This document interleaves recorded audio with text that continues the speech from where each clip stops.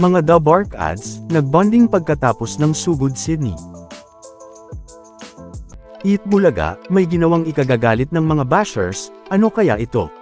Pero TVJP nahiya silang lahat, matapos nilang gawin ito sa Eat Bulaga. Talaga namang kahit nga maraming mga natuwa at napasaya ng Eat Bulaga sa ginawa nitong pagsugod Sydney ng mga The Bark Ads, ay may ilan din nang hindi ito nagustuhan.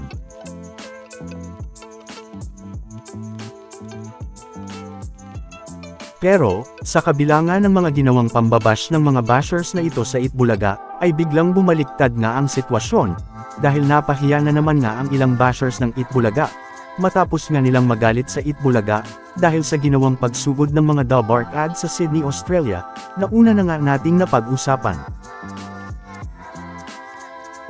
Pero, sa kung anong dahilan kung bakit sila nagalit sa Eat Bulaga at mga The Bark Ads, ay paniguradong ikagugulat nyo nga ito mga The Bark Ads at mga ka-highlights. Ito nga, ay dahil masaya at nag-e-enjoy daw ang mga The Bark Ads sa Sydney, at hindi daw ito tumutulong sa mga kababayan daw natin sa Pilipinas. Na tila nakalimutan yata ng mga bashers na ito, na araw-araw hindi lang nagpapasaya ang Eat Bulaga, dahil araw-araw din silang tumutulong, at nagbibigay ng regalo at papremyo. May nag-comment pa nga na nagagalit naman sa mga The Bark Ads at sa Eat Bulaga, dahil imbis daw na tumulong, ay nagpakasaya pa daw ang mga The Bark Ads sa Sydney, sa kabila naman daw ng nangyaring lindol sa Cebu. Na mukhang hindi nga alam ng mga ito, na noong June 21, 2025 pa nga lang, ay inanunsyo na nga ito ng Eat Bulaga, at matagal na nga itong nakaplano at nakaschedule.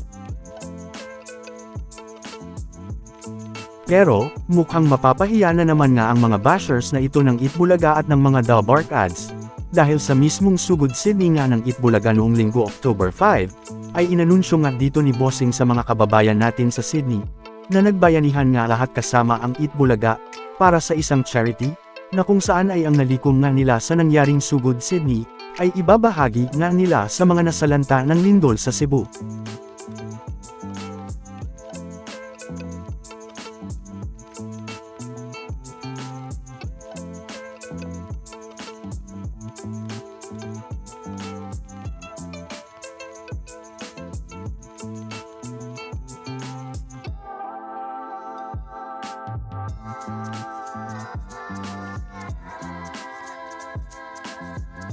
Na makikita din naman sa FB post ng Eat Bulaga, at mababasa ngang, nagbayanihan po ang lahat, dahil ang proceeds ng charity event na ito, ay ibabahagi po natin sa mga kababayan nating nasalanta ng lindol sa Cebu.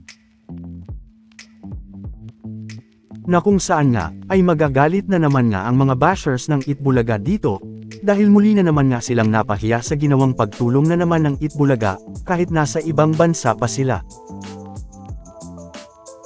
Na paniguradong hindi na naman nga nila inaasahan ito, gaya nga ng iba pa nating napag-usapan noon, dahil kung inyong matatandaan, ay ilang beses na rin nang napahiya ang mga bashers ng EB sa mismong binabash nila na Eat Bulaga, at sa mga The Bark Ads.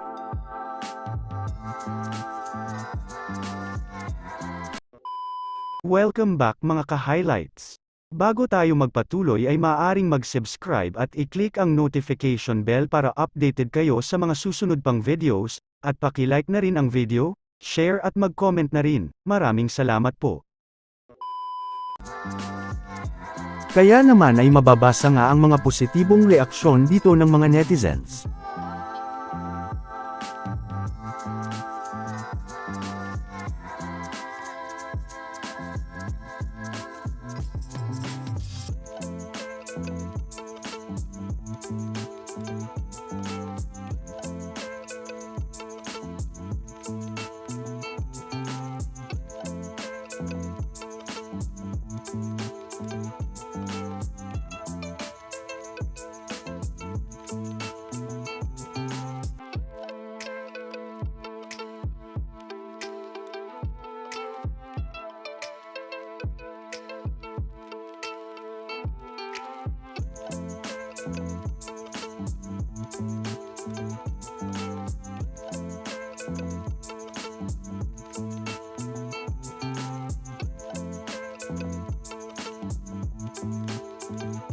Pero hindi nga lang yan, dahil marami din nga sa mga legit The Barkads netizens ang tuwang-tuwa sa ginawang ito ng Itbulaga.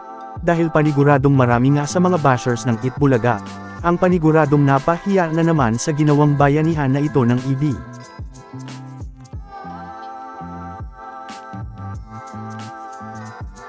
Kaya naman ay sumabog nga ang comment section ng Itbulaga, na hinahanap nga ang mga bashers na nag-comment na nagagalit sa Itbulaga at mga The Barkads.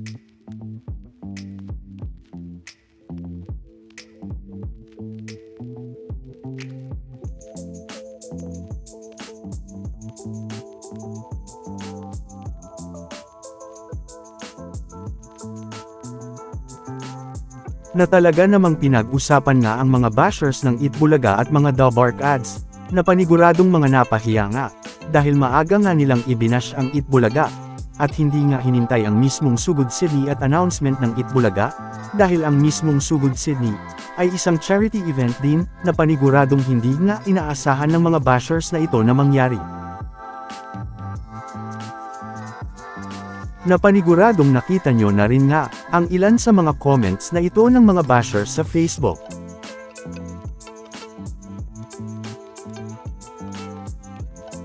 Samantala, sinulit na nga ng mga The Barkads ang Sydney, dahil diretso bonding na rin sila pagkatapos nilang magpasaya at magbigay ng papremyo sa Sugod Sydney nila.